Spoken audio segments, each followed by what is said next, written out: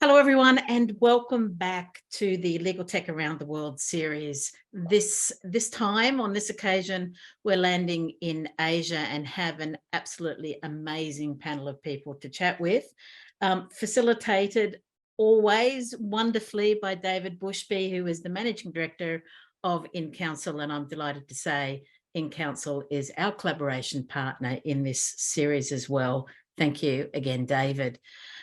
David will introduce the panel to you, and so I will leave that to him.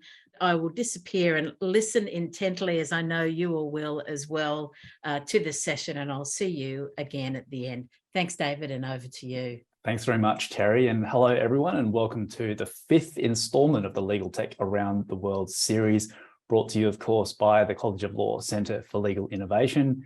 My name's David Bushby from Legal Tech Consultancy and Lawyer Network In-Counsel, and producer of the Law Hackers newsletter and Law Tech directory. I'm your host for this series, and joining us today, we have 4 fabulous panelists, each leading the charge in the legal tech market across India, Japan, Hong Kong, and Singapore, for this being our 5th stop on the Round the World tour for 2022. So with that said, I'd like to introduce our panelists today. First up, we have Kamal Gupta dialing in from India. She's the Chief Innovation Officer at Cyril Arnachand Mangeldas. Welcome, Kamal. Thank you, David. We also have dialing in from Hong Kong, Sebastian Ko, who's the Managing Director at AI Vermont. Good to see you, Sebastian. Thanks, David. Great to see everybody here. Coming in from Japan, we have Maurice Rabb, who's the founder and Managing Editor of LegalTechJapan.com. Hi again, Maurice. Yeah, hello, David. I'm happy to be a part of this panel. And finally, we have Rajesh Srinivasan dialing in from Singapore. He's the Head of Technology, Media and Telecoms Law at Raja & Tan in Singapore, and also Raja & Tan Technologies. Thanks for joining us, Rajesh. Hello. Hi, all. Looking forward to sharing more. Indeed. And just to give our audience a bit more context of where each of you sit in the legal tech ecosystem in your jurisdictions, can you each give us your express elevator pitch about your organizations? Maurice, let's kick off with you. Yeah, thank you. So I've been in Japan for about 15 years now. Started off as a corporate lawyer and then moved to the business side of law, doing recruitment, professional development. As you bring on more lawyers, you see where technology is, and that's how I got involved in legal tech. Ran the first hackathon here in Japan a few years ago, and I've been following the movement and reporting on it and joining panels like this to share where Japan is on our journey in this. Fantastic. Great. Kamal, you're next on my little timeline on my film strip up there. Would you give us a bit of a pitch on you and your organization? Sure. I'm a qualified lawyer from India. I have been in the legal outsourcing space, so, friends with legal technology. Rare to find a lawyer who's friends with legal technology.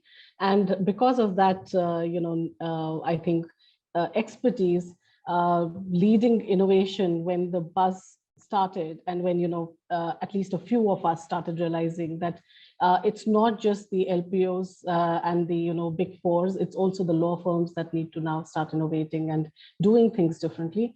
That's how I stepped into the law firm role. And, I've been doing this now. It's my 6th year at CAM, my organization, and we've done some great work in legal tech, in as an incubator, and also I think a very important role in driving the culture of innovation, because I strongly believe that it's not just me or the managing partner who can drive all of this.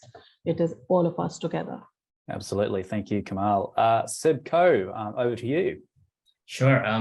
I've been involved in both the private sector, community, and academia side of legal tech in Hong Kong. So I started off as a fintech lawyer, being a user of legal tech, and then moved into a vendor to head up their business unit for professional services and AI use of legal solutions. And then now moving into Web3 venture capital, venture building side of things, where I'm lead up digital governance as well as the in-house legal team here.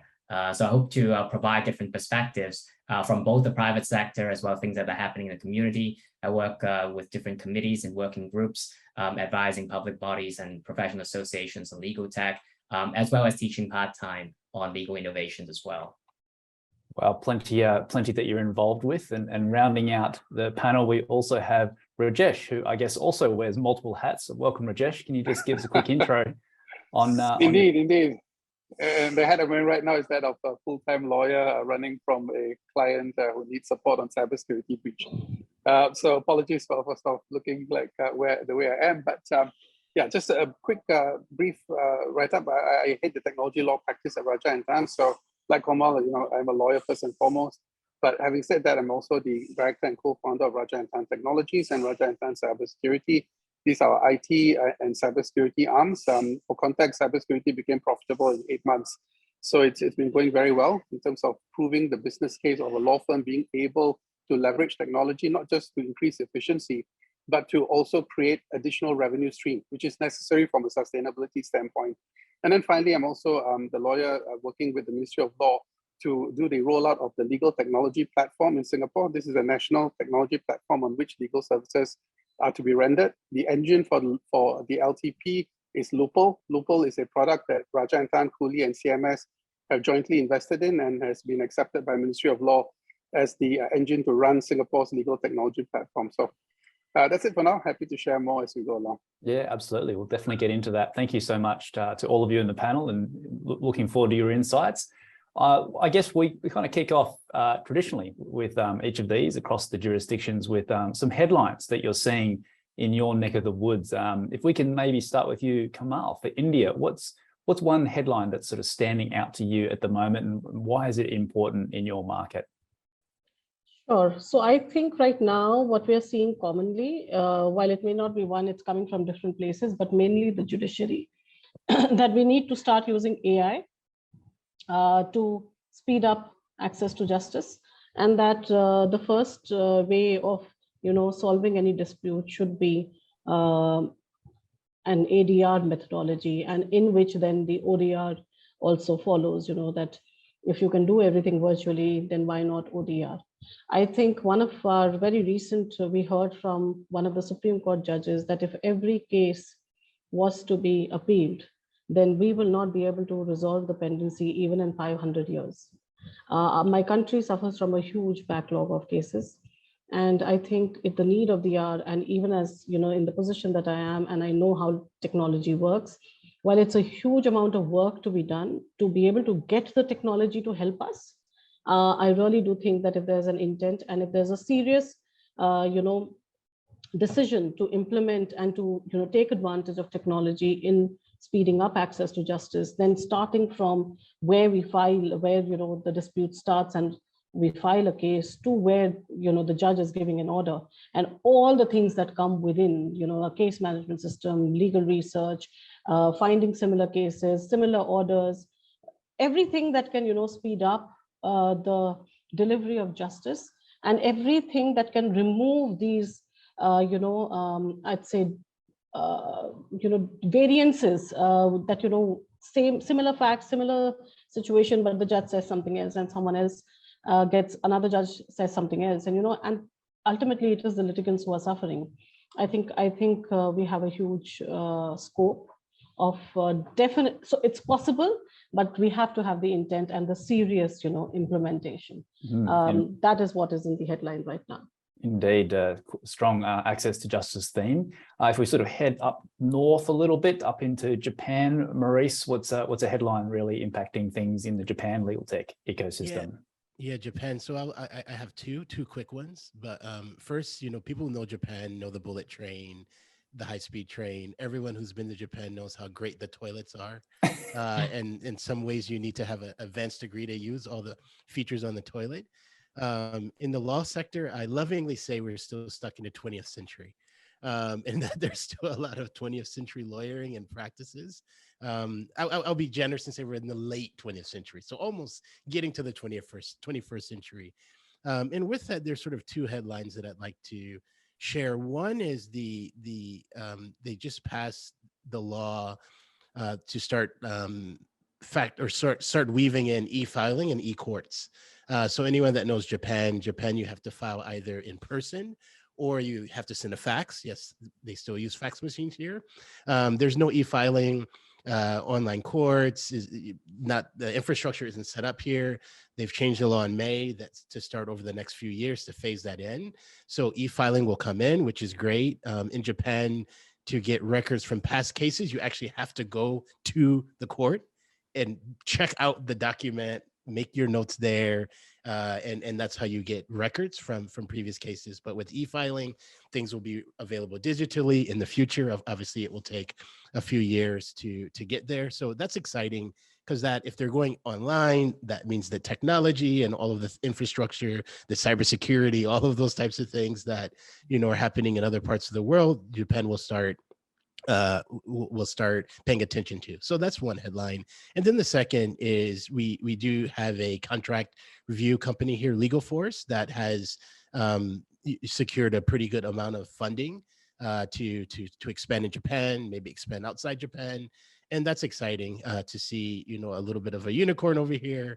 And that's exciting. I will add one more little headline is the e-signature company here. CloudSign has also done quite well during the pandemic.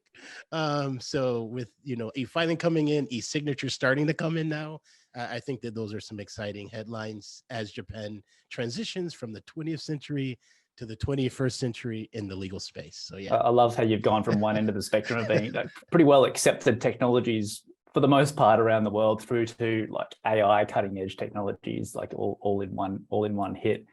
I think Seb Ko in Singapore, what's a headline or two grabbing your attention right now? Hong Kong. Pardon me, my apologies. I'll give a couple of headlines just to round off, public and private sector.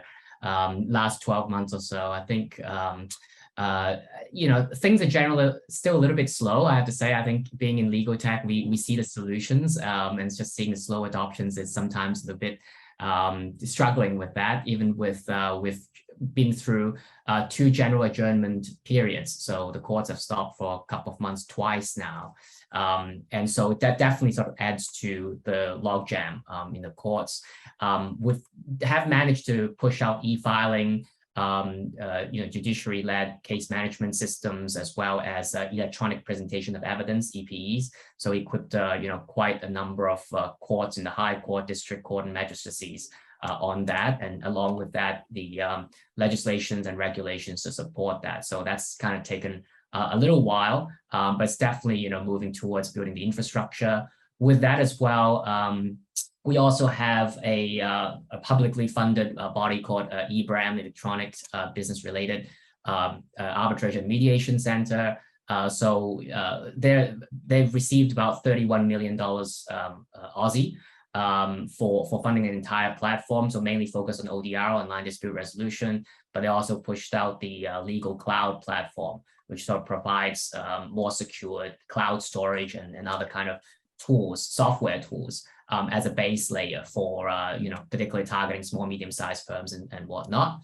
Private sector-wise, it's interesting. I think we have been talking about remote work tools, contract review, automation, matter management, as these sort of things. I'm seeing a little bit of a rollback when I speak with friends in private sector, in private practice. So it's interesting. But on the other hand, in terms of, I think, like having sort of administrative time management, matter management, that's as popular as ever. As well as using kind of non-legal tech specific tools, right? Using, Microsoft SharePoint, Zapier, kind of Integromat to automate a lot of the background tasks. A lot of law firms are hiring out tech firms to help with that. And I think along with that, just seeing the good, tech competencies, more hiring of legal tech, legal support folks. I think that's a very interesting trend. Oh, and last of all, seeing more sort of adoption of change management and management consultancy practices. So we've got a new barrister chambers here that's hired an overseas legal management consultancy to build up their practice. I thought that's a really positive indicator of where things are heading. Really interesting. We'll probably dig into a couple of those in some of the trends and challenges and opportunities a bit later in the session. Before we get to that, finally, Rajesh, in Singapore, what are you seeing as a headline in your neck of the woods? Sure. There are two areas that I'll perhaps touch on. The first is, as I mentioned before, the legal technology platform, which was officially launched in June.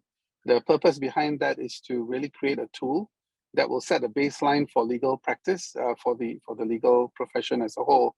The legal technology platform will also be a practice risk management tool. Essentially, it will basically be at the face of it, pretty much a matter management tool, bringing a 360 view of communications across multiple platforms, meaning that, you know, I don't need to go and create another chat bot. Someone can use WhatsApp, but all of the content, all of the data from all the different touch points that lawyers have today, whether it's Teams, Slack, WeChat, WhatsApp, DingTalk, or, you know, via Outlook, email, and various other places. This leads to a situation where practice becomes a high risk area, because we could easily lose track of what's going on. We could lose track of the ability to respond quickly to clients' needs, or completely disregard instructions. So the LTP's aim is to basically bring a 360 view to lawyers on all the different touch points through which a client seeks to touch base with the lawyer. It seeks to create a secure platform where data can be stored and shared in standards recognized globally, which means CSA star, your standard ISO certifications, and the rest.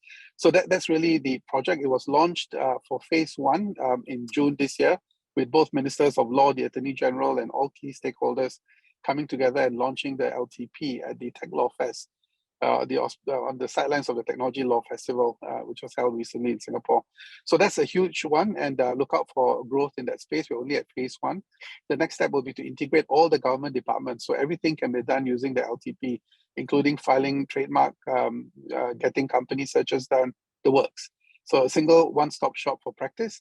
The other area that I want to share a bit about is what we are doing with the universities for the next batch of students coming through. Singapore, in particular, the Singapore Management University has set up the Center for Computational Law, where there's a group of technologists who come in, whose focus is not just on learning design thinking and transformation, but also get full access to legal workflow and understanding legal workflow management. The aim is that the first batch of students are going to come out this year, and all law firms and other stakeholders need to find a way where we can leverage legal engineering in a very serious way. So now we have a workforce that's primed with people who come straight out of university with both legal workflow understanding, design thinking, and business transformation skills, all rolled into one.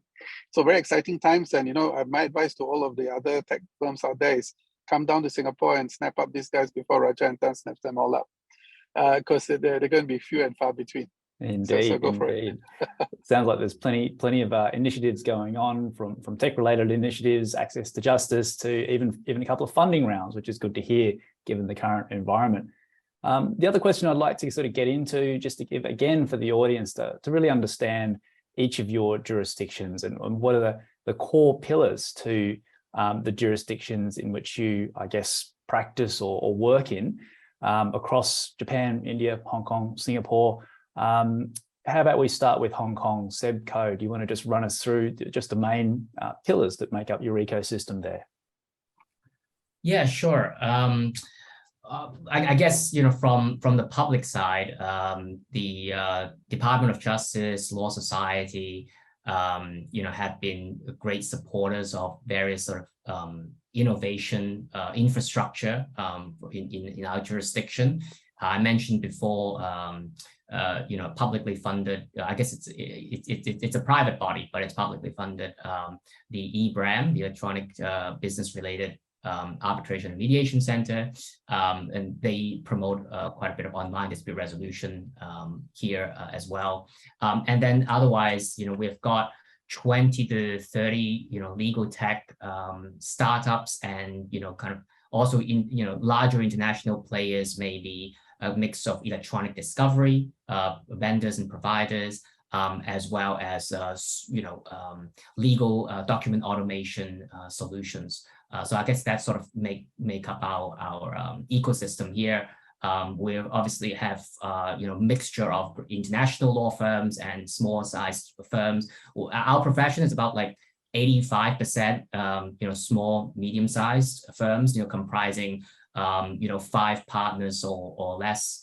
So really, and then, you know, the last sort of 15% fairly large international firms or national firms as well. So there's a mixture of obviously different kinds of legal tech adoption across those and across different kinds of solutions. Yeah. Great. Kamal, do you want to give us the rundown for India, please? Sure. So in India, we have, as far as the stakeholders are concerned, it is the judiciary, the law firms, the corporates, and the legal tech vendors. How well are we doing? Are we working hand in hand, or is it that everyone's making their own efforts? I think right now, everyone's trying to make their own efforts, and what is required is that everybody needs to come together. What are the developments, in the last 5 years that I have seen? While prior to that, there was really nothing except for using technology for, administrative work. So, you will have the timesheets and you will have the document management system. But to use legal technology in the delivery of legal services was missing. And the last 5 years, I think there's been a lot of, not only, I would say it's talking, but also delivering. Firms, and I'd say the leaders here are the law firms. It is the law firms who are using technology, some in a big way, some in a small way, but they are. Common areas where technology is used as due diligence, contracts, legal research, e-discovery, which we have very little of, but e-discovery. Case management system is still being considered, whether we should not. Is it worth, and what is the ROI? I think everything comes to ROI. The other is that, okay, fine, buying a subscription is not that difficult.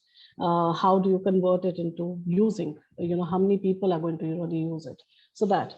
The other is that, every time we've looked at legal technologies, we've had to go to foreign jurisdictions to find a solution.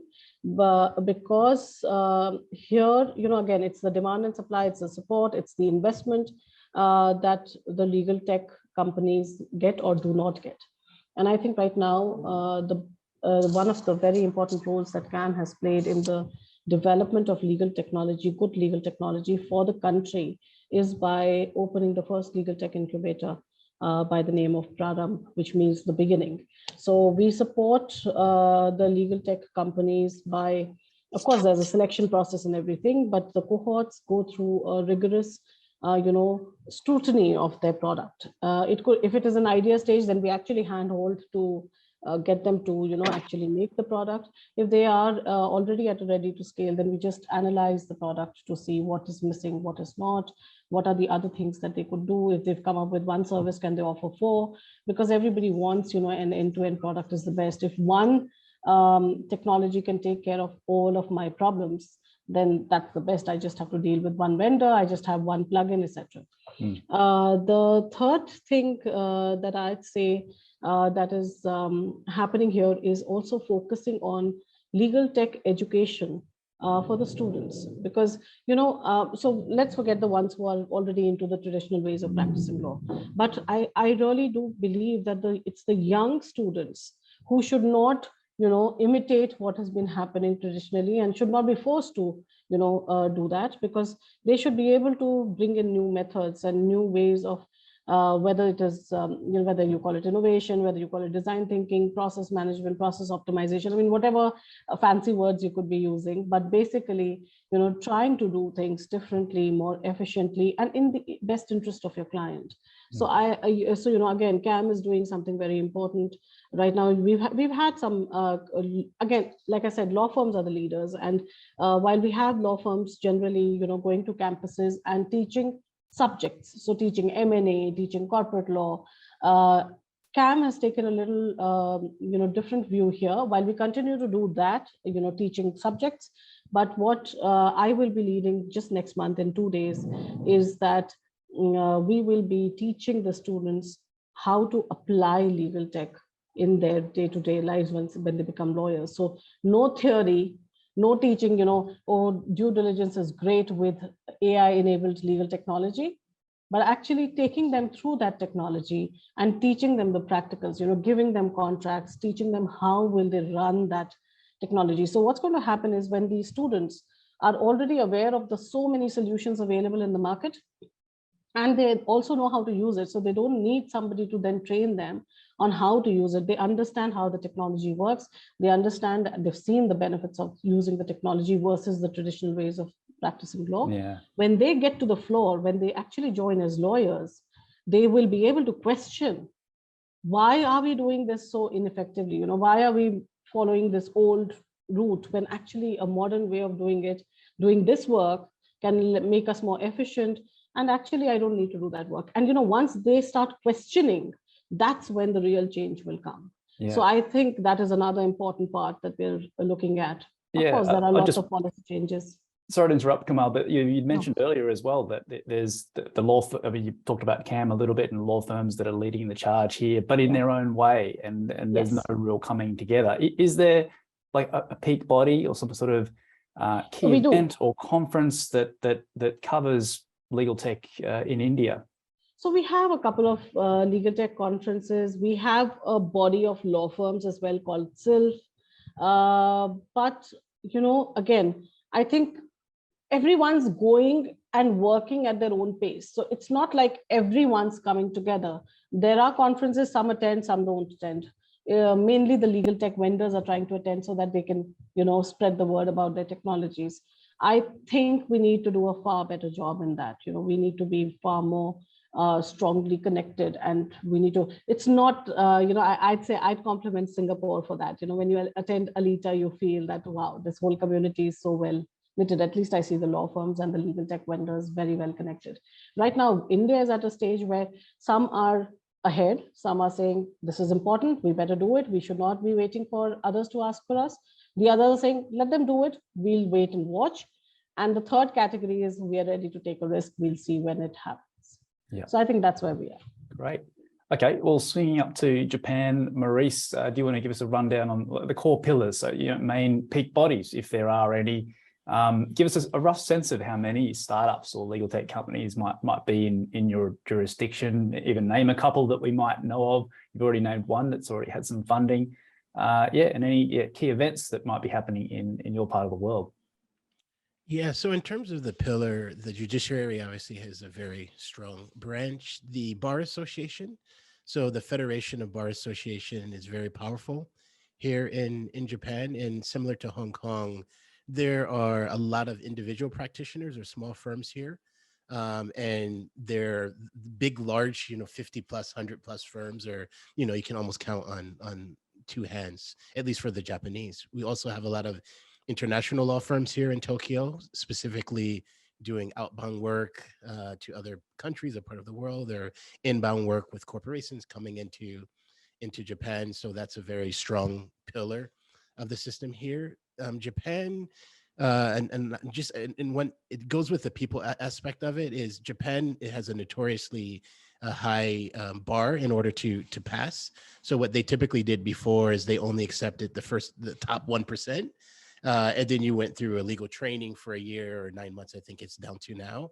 So a lot of people who went to law school, and it's an undergrad degree here, they don't become lawyers and or licensed lawyers. So a lot of them go into business and maybe do something legal related, maybe something different. Japan did try to bring in a law school structure similar to like the US, where you go to law school after undergrad, to try to help increase the number of people who are called to the bar.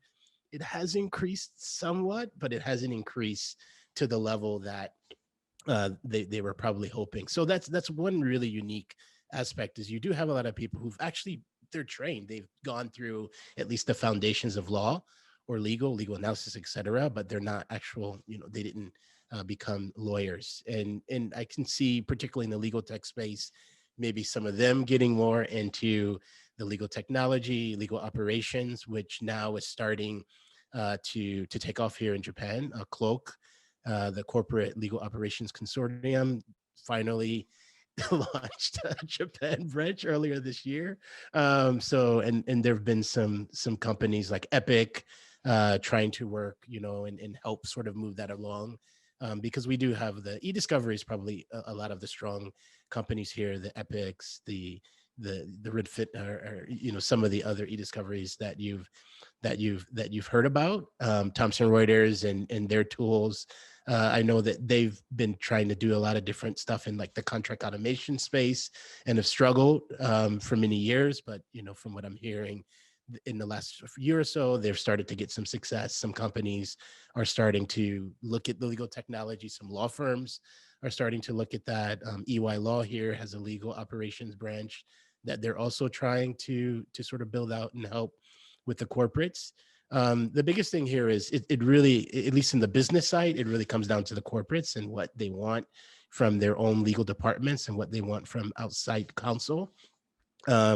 Unfortunately, I'm not aware of any law schools in Japan that have really taken the lead on technology and thinking about how to help lawyers do 21st century lawyering. I do know that there are some lawyers that they themselves learn coding or they themselves try to get into the technology element, but I haven't heard law schools actually, or any, whether it's Tokyo University, et cetera. I haven't heard them with official programs. If it is out there, please let me know, contact me. I haven't heard about it. I want to promote it. Well, I was going to say, how did you organize a hackathon without the students, Maurice? I had students, that's a whole other story. It was a pain, but it was a pain to do. But the one thing that I will say is Japan is, because it's a financial center, and Tokyo it is very advanced on the Web3 and fintech. So you'll find a lot of people looking at the fintech stuff, looking at blockchain, looking at other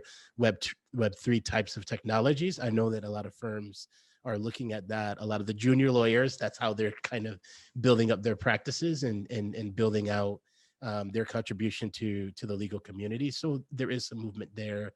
There's one law firm that I know has a legal innovation center, Nishimura, which is the largest firm here. I'm not aware of any of the other law firms that have an actual legal innovation center. Again, sometimes Japan loves to do stuff in stealth mode. So you might not hear about it until like a year or two later when it's like perfect. And then there's a whole unveiling and you're like, well, okay, you've been working on it, but people didn't know. So I think that those are some of the pillars here. Great. In terms of startups, I know that one law firm invested in one startup. I hear it's doing okay. But I haven't really seen a lot of investments in startups here, legal tech startups, that is. And I haven't at least come across any that are getting to the level where they're starting to scale, at least not in the last month or so. Right. Okay. Thanks, Maurice. Finally, into Singapore, well known for the ecosystem that's established there. Rajesh, can you give us the summary rundown on the core pillars in the Singapore legal tech system? Yeah, happy to do so. It's as Kamal had alluded to earlier, it's a multi-stakeholder environment here. The lead comes directly from the top, which means the Minister of Law and the Chief Justice, both from the administrative side as well as from the legislative side of things. The Attorney General's chambers are also very, very active in this space, and so are the law firms. So I think everyone sort of gets the fact that things have to change. But what we're also realizing is that it's an extremely complicated process, because it's not just a question of creating a product and trying to sell that product. It's about changing pre-existing workflows, integrating pre-existing solutions, and making it all work better all over again. And in a sense, we are also victims of our own success, because every law firm and every organ in the state has started its own digitalization journey separately and independently. With all of these stakeholders coming together, the key challenge is harmonization. And so I spoke earlier about the legal technology platform. There's an example of how the harmonization can be achieved. The other way is a lot more focus on the user journey from the law firm standpoint. What that means is that in the early days when the courts came up with the electronic filing system, the focus was on the word filing system. So you're looking at it from the perspective of the courts and what's the most efficient way for the courts to file their documents, rather than filing from the front end perspective. Because from a lawyer's perspective, filing means taking a document and bringing it to the registry and getting it filed at the front end, at the registry itself. Now, while that might appear fairly straightforward, it's quite amazing the fact that people are able to take such a constrained view. So by taking this multi-stakeholder perspective, they're able to see the pain points for the front end with the law firms, all the way down to the litigants as well. So the courts, for example, these days are doing a lot to help litigants in person. to be able to, in some ways, go straight to the court to seek remedy rather than having to go to a lawyer even. So there are certain cases which are fairly simple.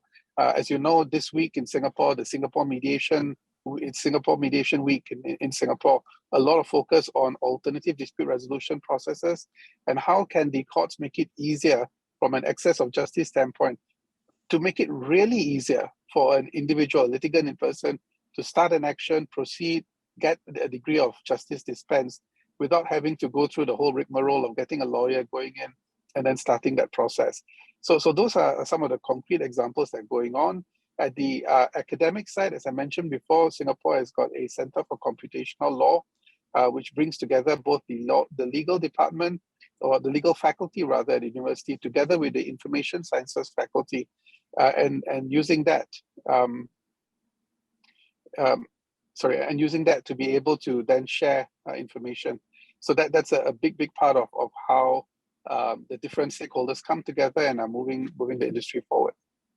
And Rajesh, I'm just wondering, I mean, there's plenty of events that go on in the US, both East Coast and West Coast. There's up in Europe, yes. we've got ILTA coming up or happening. Yep. In London, Legal Geek, and in Australia, there's no shortage of legal tech focused and innovation events, that's for sure. Yeah. If we were to, if we fancied a trip to Singapore at some point to really discover face-to-face the ecosystem, are there any key conferences or events that we should mark in the calendar? Yeah, well, the one that just ended, the Tech Law Fest, would probably be one of the first things that you should mark on your calendar. Tech Law Fest is a coming together of all the different stakeholders, vendors, the law firms. We just had finally the first face-to-face sessions this year, although it was still a semi-hybrid model. By next year, it'll be a full in-person event, always held at the Marina Bay Sands, so a great place to come, if nothing else, to enjoy the views. But in between, you'll also be entertained by a lot of law firms sharing their pain points and their successes, by the government, as well as the judiciary, sharing how efficiency has been gained, by the academics sharing what I've just shared with you, and by the vendors who are trying to sort of really show true value. I think it is the stage now where people are asking the hard questions, as Kamal alluded to. What is the return on investment? What is the real ROI for legal tech moving forward? It cannot be a constantly dipping into the well and just funding organizations. When is there going to be true returns? And I think I take a lot of heart from some of the new articles that I read, particularly in Artificial Lawyer, which says that when you look at tech companies, and this is the approach taken very much by organizations in Singapore as well. In the case of legal tech, it cannot just be measured in terms of monetary returns. I think for some of the areas, for example, cybersecurity, you can. Because there's so many matters, and it'd be silly for law firms not to build out the capability to do your own breach incident report, vulnerability assessment, and pen testing, mainly because what you can do there is you can integrate the legal solutions with your legal deliverables. So that means your technical reports with the legal deliverables. So when I do a breach incident report, my Raja & Tan technology teams Raja & Tan cybersecurity team will do the breach incident report, and me as a lawyer, I'll present the entire document over to our clients. What happens there is that the entire report is subject to legal privilege. And that's a very, very powerful thing, because it means that those reports are non-discoverable in the event of subsequent litigation. So my cybersecurity team can go deeper, further, identify more breaches than any of the big four can. Now, that's a distinct advantage that only lawyers have. And that's an example of how you integrate technology to draw on the inherent strength of a trusted, regulated professional, i.e. a lawyer, as opposed to a professional in the big four, which in fact is an unregulated person and can do anything he wants and get away with it. There is a difference when you're a lawyer. We have a practicing certificate that we can lose. There's an expectation that we'll act with a degree of honor and dignity and fairness and honesty, which does not exist when you engage with some of the professional service providers in the industry. I'm not saying they're bad. I'm saying that it's not there. And that means that the level of trust that you can put in for technology solutions provided by a law firm is higher than that you can expect from the big four. So these are inherent strengths that I think our profession needs to understand and leverage. We don't do enough of that right now. Yeah, I can see a bunch of big four legal tech and ops consultancies getting a little bit flustered right now with a statement which is why they're setting up. they're setting up their own law firms. Why do you think Yeah. they do it? This is not a new thing. They've tried it before 10 years ago, 15 years ago. We ourselves were part of Anderson Legal. We used to be a big five, not a big four in the old days, for those who don't remember, after Anderson, to be more specific. And the reason then was the same. Get the law firm in, deal with conflict issue, deal with legal privilege issues. They're trying it again now. Good luck to them, because it's a level playing field. My only point is lawyers shouldn't just sit back and be a one-trick pony. We can do so much more, and it's up to us to really grasp the opportunity right now using legal technology. Indeed, the opportunity is certainly there. I wanted to move just again further into trends. We're talking about trends at the moment, I think, and maybe Sebastian in Hong Kong, I want to pick up on something you mentioned earlier about some of the winding back of adoption of legal tech tools that you mentioned earlier. Can you just sort of unpack that a little bit for us further? Yeah, I think the two key words here is in terms of volume and standardization. I think like when, especially we're looking at tools to support the delivery of legal services, unlike, let's say, a large technology company where there are lots of similar kind of licenses and contracts for private practices, law firms and so forth, whether they, get a lot of value out of contract review, contract management tools, and those are the kind of tools that are really pushing, more innovative like AI development and so forth. So that I think is a big question for a lot of lawyers, who have onboarded and subscribed to different kinds of SaaS-based, especially legal solutions over the past couple of years, pre-COVID and post since the beginning of COVID. So that is, that's a very interesting thing, I think. But on the other hand, the administrative and, matter management, case management, so non-client facing part of the solutions, I'm seeing, and hearing a lot about automation initiatives around there. So that's interesting. But that said, I have worked in e-discovery for a couple of years, for project-based, where there is a high demand in terms of volume, and there's a sense of time urgency around these things. There's definitely a great case, a business case for using that, as well as, the risk management aspect of using these tools. So that said, I think that sort of informs a lot of, interesting developments of hiring of technology support professionals in law firms and so forth. So for me, I think I do see a lot of more demand, as well as in-house, a lot of more demand around in-house teams, legal operations teams and so forth, because that they already have a technology mandate from the rest of the company, right, which are onboarding better and better IT and automation tools. Yeah. I was wondering, Kamal, to bring you in here. I mean, you spoke earlier about the law firms, I think maybe leading the charge a bit. Do you see much action for the corporates and in-house legal teams, I guess, leading the charge or not leading the charge in India? So corporates, the in-house legal teams, I think it's across the world, they all face budget issues. They have a lot of constraint and they have a lot of pressure to bring down the cost. They're always seen as a cost center. So I would say that, even before the law firms, it is the corporates who have been ahead in bringing in technology solutions to make them more efficient and to make them less dependent on law firms. So wherever they could, solve the problem themselves in-house, they've tried to do that. But the focus areas are limited. Corporates are mainly focused on compliance and contracts.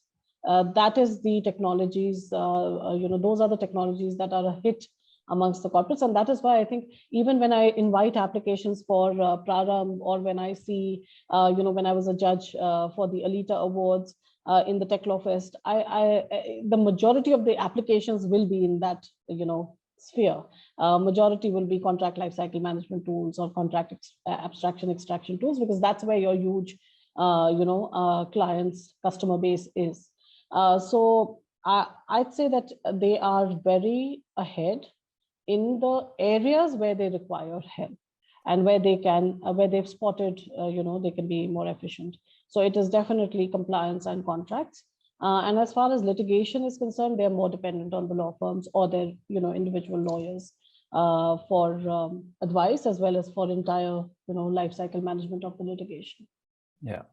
And Maurice, I wanted to bring you in here. It was more from the prep call, actually. I've just got in my notes here that you talked about the talent issue in terms of not just the lawyers, also engineers, and where are we going to get that sort of hybrid of the lawyer practitioner combined with that sort of engineering or technical experience to really increase adoption or build out new cutting edge technologies for the sector. Do you want to just provide some thoughts on that? Yeah, so that's the engineering element is the one that is always sometimes overlooked, right? People process technology, and until machine learning starts creating its own tools, we're going to still need the human element to it. And you mentioned my hackathon, and I had it in 2019, and one of the things that was key about that hackathon was that I wanted to make sure that at least half the participants were engineers. Right. And I wanted to provide an opportunity for legal professionals, whether they're lawyers or other legal background, to work with engineers to come up with some products or some solutions, during the hackathon. Fortunately, we were able to get a good number of engineers there, but it was very difficult, right? It was a bit painful to go out and persuade them. And again, part of it is fintech is very big here, right? And fintech and regtech, it's sexy. That's the sexy area. So if you can work on Web3 and the metaverse and all of these types of things, those are things that kind of engineers are excited to work on. And you say, come help us do a contract management system or contract extraction. They're like, what the hell is that? Is that interesting to me? Is that something that's going to be a unicorn and grow? And then they have to interface with lawyers who are very critical and who have very high standards. And legals are regulated. It's a regulated industry. So I do think that over time, as we find more, I think particularly in Japan, promoting legal tech, promoting how it can be exciting, promoting how not only can this help corporates, but have the access to justice, which Japan, like other countries, struggle with, making people have access to legal services. So I think that's pretty big. We have the Japanese language thing here, right? Where a lot of the jurisdictions that are talking to you today are English speaking. So if you're doing something, let's say Japanese language, natural language processing, you need an engineer who speaks Japanese, who can do that in Japanese. Mm. So I think that hopefully schools here, meaning technology schools or engineering schools, are starting to pump out more of the talent. And I do hope that the law firms and the legal techs take more advantage of it and really have attractive platform so that we get the good talent. Maybe we need to go down to Singapore and get some of that talent down there, have them trained up in Japanese so that we can get them there. So because that's the unique thing here is Japan, we operate in both English and Japanese. So with the English language NLP, all of those things, yes, we can hire globally. And we can go to other regions of the world. But when we're doing Japanese contract language review, and it's a civil law system as compared to a common law system.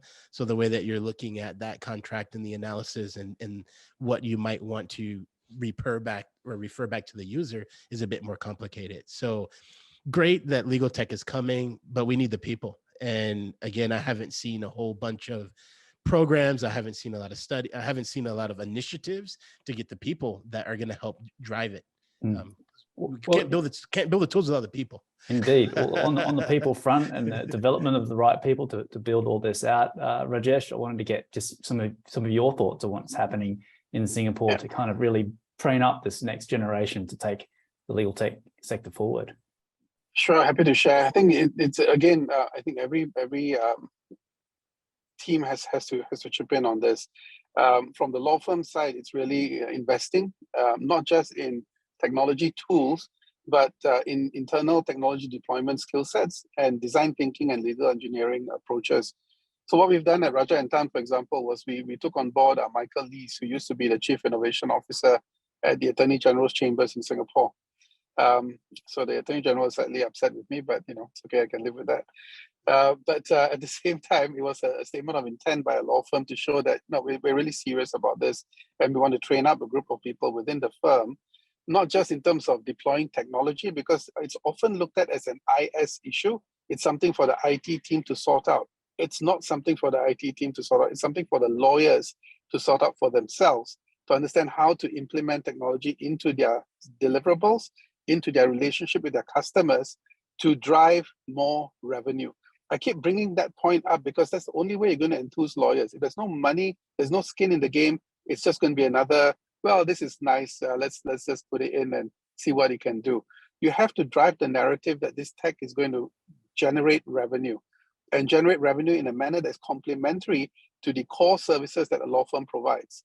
So in that same spirit, when we look at the early days discussions in pedagogical changes, we started in Singapore about 3.5 years ago. And there were committees set up by the National University of Singapore and the Singapore Management University to build up a trained cohort of workers who can come in and help grow this area. To your point, David, about capacity building, we had to start back then. And as I said, the first batch is coming out this year. So yeah, Maurice, it's a real invitation. Come down to Singapore. If nothing else, just come and visit me. But at the same time, we'll introduce you to the guys at the university. Same open invitation to anyone on this panel and outside. We have created a group of individuals who have computer science background, who have been trained on legal workflow, and they are just chomping at the bits to get an opportunity to help not just law firms, attorney general's chambers, ministries looking at workflow improvements in legal practice and managing legal practice risks, to come in and provide technological solutions to assist on that front. And so Rajesh, that was a big part. I was wondering, are you calling these people legal engineers? So I certainly see that in the US market, European market, Rajesh, and any other panelists as well. Is that kind of the common term for this type of hybrid lawyer, technologist, legal engineer, or are there other titles, I guess, appearing? Yeah, people call them practice management managers. My only request is please don't call them paralegals. That's just an overused term, and you get shunted into a department that just becomes a support team. I see legal engineers as someone who needs to work hand in hand with the practice group head, with the lawyers right in the front end, to help them to implement and integrate technology into their deliverables. So that requires a deeper standing. It requires an empowerment of these people. So the title legal engineer to me is perfect, because it speaks to the core service that they're going to be providing, which is re-engineering the practice of law. Absolutely.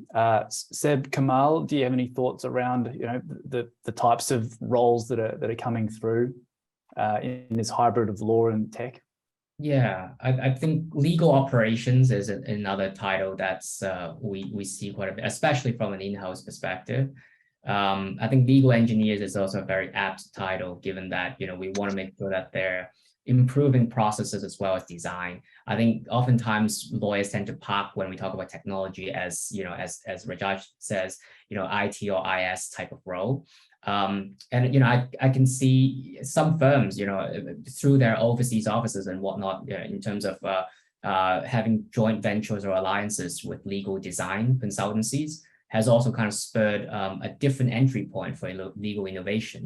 Are there better ways of delivering legal documentation? How do we provide services, on a more, let's say, retainer or subscription kind of services, and then have add-on legal services on top of that? So I think there are these sort of legal innovations in practices that will invite the better use of technology and the design thinking in there. And is that law firms that are developing that expertise and providing that to the corporates or clients, or is it independent legal design shops or legal engineering shops that are active in Hong Kong?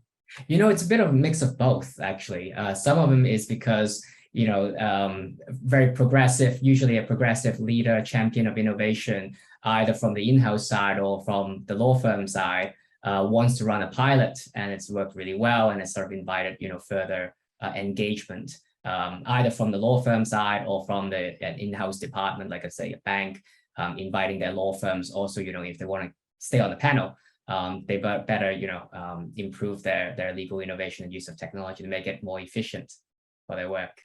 Indeed. Kamal, how about you? Are you seeing any similar trends? Yes, so it is pretty much similar. So there are some which are ahead. So the law firms are working independently and the clients are working independently. But what I'm seeing is that because there's a lot of awareness in the market that, specifically I speak about CAM, that how CAM is ahead of the curve, in the space of legal tech and innovation. The clients who are just starting, they come to us. They come to us asking for expertise, not only for recommendation of the right technology, but also sometimes they just don't know what they just know there's a problem, but they don't know exactly what the problem is, what the solution is. And they come to us to, solve their problem, to identify and to basically sit with them and just work with them to figure out what the problem is and what the solution is. So it's both. And law firms in themselves are not really waiting for anybody. We are doing what is required, what we identify within the firm and for our clients, and what is necessary to be done, that is already being done. So for clients who come to us, we definitely, we call it consulting. We do have the consulting arm under innovation, and we find a lot of queries related to consulting from clients. Indeed. Well, it certainly seems it's a common theme almost throughout the world, that sort of trend. So it's great to hear. It actually is. Yeah, in each of your jurisdictions. Thank you, all the panelists. I really appreciate your insights. And Terry, over to you to wrap up. Thanks, David. Another fantastic discussion. Thank you very much, everyone. Huge thanks to you and to Rajesh, Kamal, Maurice, and Seb. Very lively at times and provocative too, Rajesh. Thank you for that. Like that, always good. I loved kind of the phrase of re-engineering legal practice, because that's really what you've been talking about throughout this, and in many cases throughout the whole series. So it was great to see that. And also, I think some pretty amazing stuff happening too in all of your places. And Rajesh, in that respect, in the region, just really felt like Singapore has really been very thoughtful about this and invested in it. And hopefully from this year, we'll start to really reap the benefits of that with the grads. So just an amazing discussion, and just so many opportunities there. My head is buzzing with them. So, thank you very much for that. Thanks everyone for attending. It was great to have you here. I know that you'll find all of these folks on all manner of social media. So please do reach out to them, follow them, follow In Council, follow us for kind of updates in all of this stuff. The next session that we have is next month on the 28th September, a little bit earlier than this one. So it's 9 to 10 a.m. Australian Eastern Standard Time. And that will be focused on the Americas. So we'll be featuring there, particularly folks from Brazil, Colombia, and from Mexico. So until then, and again, with huge thanks to all of you, we'll wait and see you again until September. Thank you very much again. Bye, everyone. Thanks again, Terry. Thanks, everyone.